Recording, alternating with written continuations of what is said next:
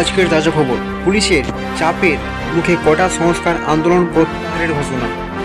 চলো বিস্তারিত দেখে যাবো আজকের খবর কি বলছে।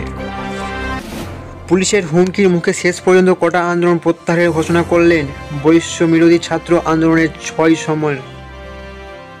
রবিবার রাতে ঢাকা মহানগর পুলিশের গোয়েন্দা শাখার কার্যালয় থেকে এক ভিডিও বার্তায় আন্দোলন প্রত্যাহারের ঘোষণা করেছেন নাহিদ ইসলাম হাসিব মাহমুদুরা। আর এই ঘোষণার পরেই শোরগোল পড়ে গিয়েছে। আন্দোলনরত পড়ুয়াদের অভিযোগ, কার্যত ফোনবন্দি করেই জোর করে 6 সমন্বয়ককে দিয়ে আন্দোলন প্রত্যাহারের ঘোষণা করেছে হাসিনা সরকার। আর গোটা পরিকল্পনার নেপথ্যে রয়েছেন শাসক দলের কৃতদাস তথা ঢাকা মহানগর পুলিশের গোয়েন্দা শাখার প্রধান হারুন রশিদ। সরকারি চাকরিতে কোটা সংস্কারের দাবিতে গত মাসখানেক ধরেই আন্দোলন চালাচ্ছিলেন দেশের বিভিন্ন বিশ্ববিদ্যালয়ের পড়ুয়ারা। গত 15 জুলাই থেকে আন্দোলনের জেরে অগ্নিগর্ভ হয়ে ওঠে রাজধানী ঢাকাসহ বাংলাদেশ।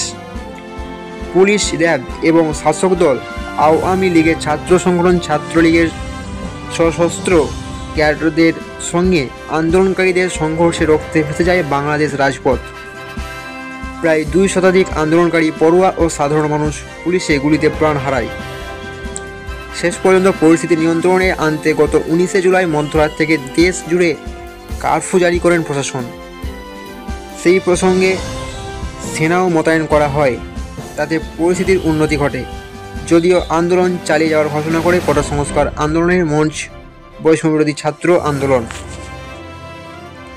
পড়ুয়াদের আন্দোলন প্রত্যাহার করতে বাধ্য করানোর উদ্দেশ্যে গত শুক্রবার হাসপাতালে চিকিৎসাধীন কোটা সংস্কার আন্দোলনে 3 সমন্বয়ককে টেনে হিঁচড়ে তুলে নিয়ে যায় ঢাকা মহানগর পুলিশের গোয়েন্দারা। শনিবার আরও 2 সমন্বয়ককে তুলে নিয়ে যায়। আর রবিবার সকালে আটক করা হয় আরও এক সমন্বয়কে।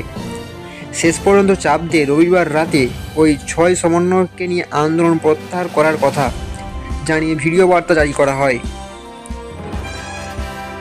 ভিডিওতে 6 সমন্বয়ককে ভীত সন্ত্রস্ত অবস্থায় বসে থাকতে দেখা গিয়েছে। লিখিত বিবৃতি পাঠ করেন নাহিদ ইসলাম। তিনি বলেন, আমাদের প্রধান দাবি ছিল কোটার যৌক্তিক সংস্কার। এটি সরকার ইতিমধ্যে পূরণ করেছে।